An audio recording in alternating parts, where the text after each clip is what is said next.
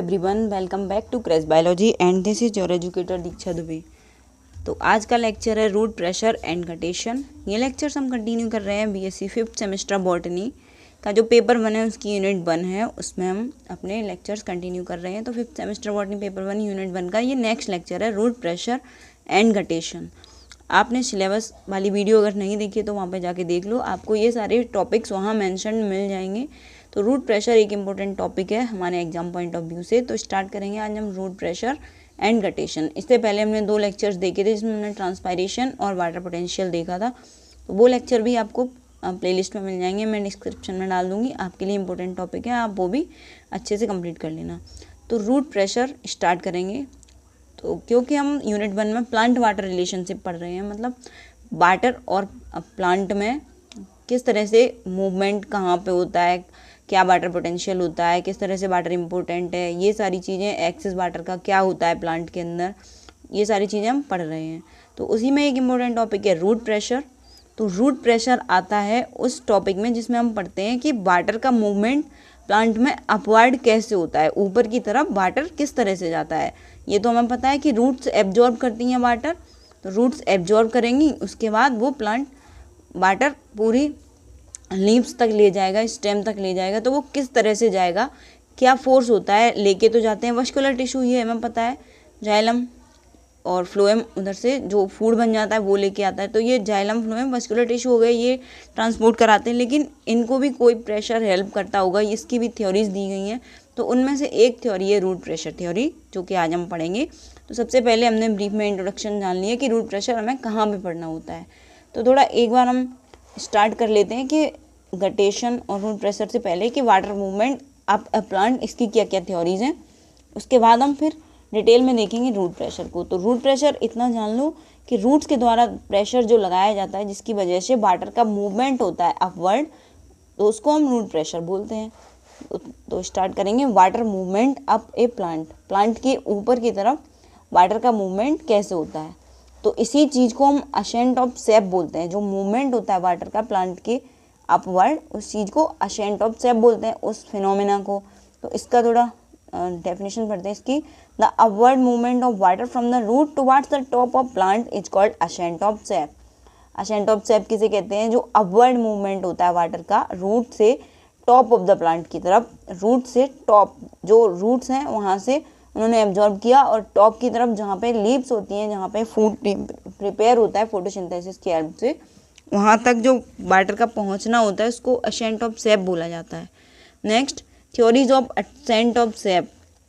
इसके लिए इसके रिगार्डिंग कई सारी थ्योरीज दी गई हैं असेंट ऑफ सेप को लेके, कि किस तरह से पानी का मूवमेंट होता है रूट से टिप टॉप की तरफ।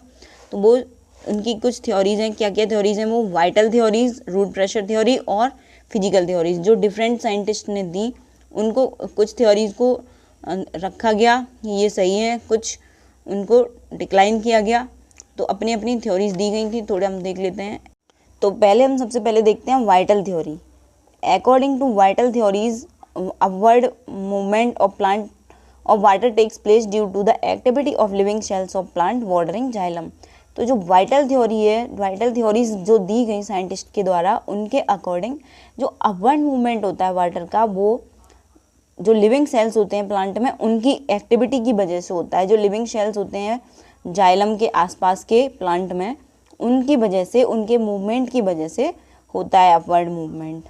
तो कौन कौन सी थ्योरीज हैं vital theories, Godlewski relay pump theory, और सेकंड है पल्सेशन थ्योरी, जो कि जेसी बोस ने दी थी, जगदीश चंद्र बोस ने, प्लांट की वाइटल थ्योरी की किस तरह से मूवमेंट होता है। इनको हमें डिटेल में नहीं पढ़ना है, डिटेल में हमें पढ़ना है रूट प्रेशर थ्योरी। हमारा मेन मोटिव है रूट प्रेशर थ्योरी, क्योंकि यही हमारे सिलेबस में मेंशन है, तो वही हम देखेंगे। इनको हम थोड़ा जान ले रहे हैं, एक बेस क्लियर कर ले रहे हैं कि किस तरह से, क्यों ये थ्योरीज दी गई हैं।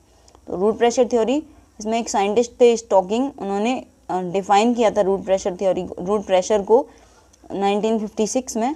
As a pressure developed in the trachea elements of xylem as a result of metabolic activities of the root।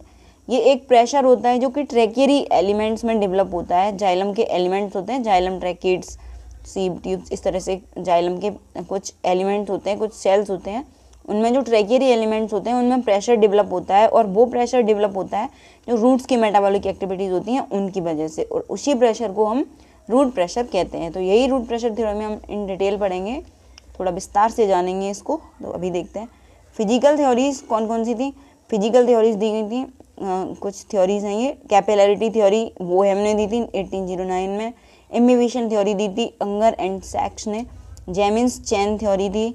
ट्रांसपायरेशनल pull and cohesion theory थी। इनमें दो थ्योरीज थी, कोहेशन एंड अधेशन, जो कि डिक्सन एंड जॉली ने दी थी, और एक टेंशन थ्योरी थी।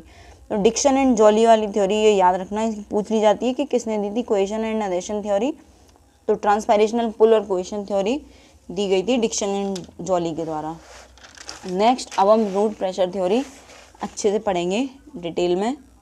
तो रूट प्रेशर थ्योरी में हमें देखना है क्या होता है रूट प्रेशर, तो थोड़ा देखेंगे।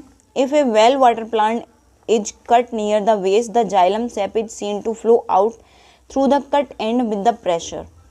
अगर हम एक वेल वाटर प्लांट है, उसमें अच्छे से पानी डला हुआ है, उसको वेस्ट की तरफ से अगर काटेंगे तो जाइलम सैप, हमें कुछ सैप जैसा, कुछ वाटर जैसा कुछ सॉल्यूशन निकलता दिखाई देता है उसके एंड से, और वो प्रेशर के साथ निकलता है रूट्स के आसपास। जब हम कट करेंगे तो कुछ सैप निकलेगा, वो प्रेशर के साथ निकलेगा। This process can be seen easily in many herbaceous plants. ये प्रोसेस हम कई सारे हर्बेशियस प्लांट्स में देख सकते हैं। The water oozes out due to bleeding और एक्जुडेशन। ये हर्बेशियस प्लांट्स में होता है, और जो वाटर होता है वो निकल के आता है वो एक्जुडेशन की वजह से, जैसे ब्लीडिंग बोलते हैं जिसको, बहुत एक्सेसिव अमाउंट में प्रेशर के साथ निकल के आएगा। This exudation of water is due to the hydrostatic pressure inside the root and hence known as root pressure. ये वाटर क्यों निकल के आता है, जो हाइड्रोस्टेटिक प्रेशर होता है उसकी वजह से ये वाटर का एक्जुडेशन होता है, और वो प्रेशर होता है इनसाइड द रूट्स। इसी वजह से इस प्रेशर को हम रूट प्रेशर बोलते हैं। स्टीफन हेल्स ने टर्म दिया था रूट प्रेशर। ये आपको पूछ ले जाएगा ऑब्जेक्टिव में कि किसने दिया था टर्म रूट प्रेशर, तो ये दिया था स्टीफन हेल्स ने, याद रखना स्टीफन हेल्स। नेक्स्ट इसकी डेफिनेशन जो अभी हमने पढ़ी थी, स्टॉकिंग ने दी थी 1956 में। A pressure developed in the tracheary elements of the xylem as a result of metabolic activities of the root. तो जो मेटाबॉलिक एक्टिविटीज़ होती हैं रूट की, उसके रिजल्ट में जो जाइलम की ट्रैकियरी एलिमेंट्स में प्रेशर डेवलप होता है, उस प्रेशर को हम रूट प्रेशर कहते हैं। The root pressure is said to be active process which is confirmed by the following facts. तो जो रूट प्रेशर होता है वो एक एक्टिव प्रोसेस होता है। अभी अपने पढ़ी होंगी एक्टिव प्रोसेस और पैसिव प्रोसेस। तो रूट प्रेशर एक्टिव प्रोसेस होता है क्योंकि वो कुछ स्टेप्स लिखे हुए हैं, फैक्ट्स लिखे हुए हैं, उनसे कंफर्म होता है। Living cells are essential in root for the root pressure to develop. जो लिविंग सेल्स होते हैं रूट में वो इम्पोर्टेंट होते हैं जिससे कि रूट प्रेशर डेवलप होगा, तो इसीलिए ये एक्टिव प्रोसेस है, ये एक फैक्ट है। Next, oxygen supply and some metabolic inhibitors affect the root pressure without affecting the impermeability of membrane system. जो ऑक्सीजन सप्लाई होती है और कुछ मेटाबॉलिक इनहिबिटर्स होते हैं वो रूट प्रेशर को अफेक्ट करते हैं, और वो किस चीज़ को अफेक्ट नहीं करते, सेमी परमिएबिलिटी होती है जो प्लाज्मा मेम्ब्रेन की, उसको बिना अफेक्ट किए रूट प्रेशर को अफेक्ट करते हैं। Mineral accumulated against the concentration gradient by active absorption utilizing metabolically generated energy lowers the water potential of surrounding cells, leading to the entry of water into the cells. Minerals accumulated against the concentration gradient by active absorption utilizing metabolically generated energy lowers the water potential of surrounding cells, leading to the entry of water into the cells. जो minerals accumulate होते हैं, इकट्ठे हो जाते हैं concentration gradient के against, और वो भी किसकी वजह से, एक्टिव एब्जॉर्प्शन की वजह से, जो कि मेटाबॉलिकली जनरेटेड एनर्जी को यूटिलाइज करता है, वो लोअर कर देता है वाटर पोटेंशियल को, जो सराउंडिंग सेल्स होते हैं उनके वाटर पोटेंशियल को, और इसकी वजह से वाटर की एंट्री हो जाती है सेल्स में। तो ये कुछ फैक्ट्स थे रूट प्रेशर के रिगार्डिंग। आपने रूट प्रेशर की डेफिनेशन जानी, रूट प्रेशर क्यों होता है ये जान लिया, और रूट प्रेशर का मेन फंक्शन होता है जो वाटर होता है उसको रूट से टिप तक पहुंचाना। नेक्स्ट इम्पोर्टेंट जो टॉपिक मेंशन है सिलेबस में वो है गटेशन।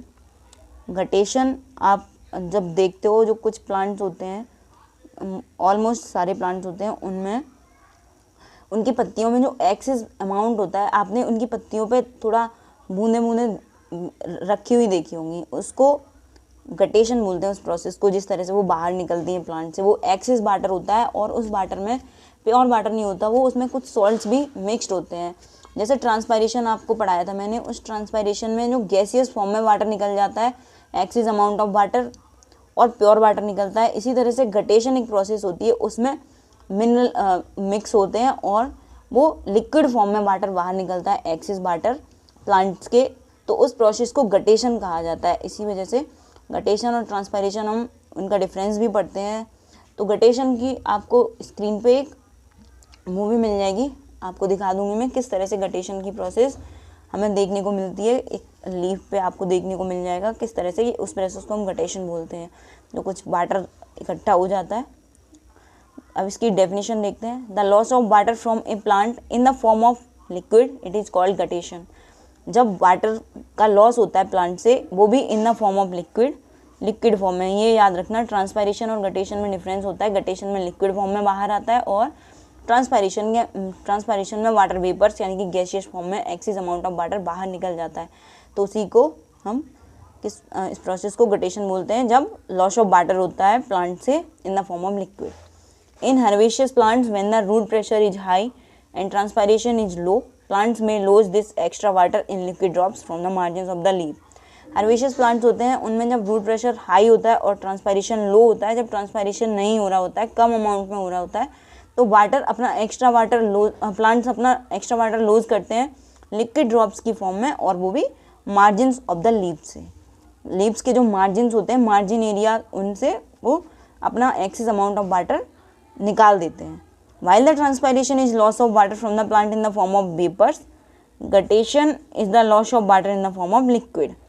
जो ट्रांसपायरेशन है वो लॉस ऑफ वाटर होता है लेकिन वेपर के फॉर्म में, और गटेशन जो होता है वो होता है लिक्विड के फॉर्म में, एक्सेस अमाउंट ऑफ वाटर का लॉस। This process is very common in warm humid nights. जो वार्म ह्यूमिड नाइट्स होती हैं उनमें ये प्रोसेस बहुत कॉमन होती है।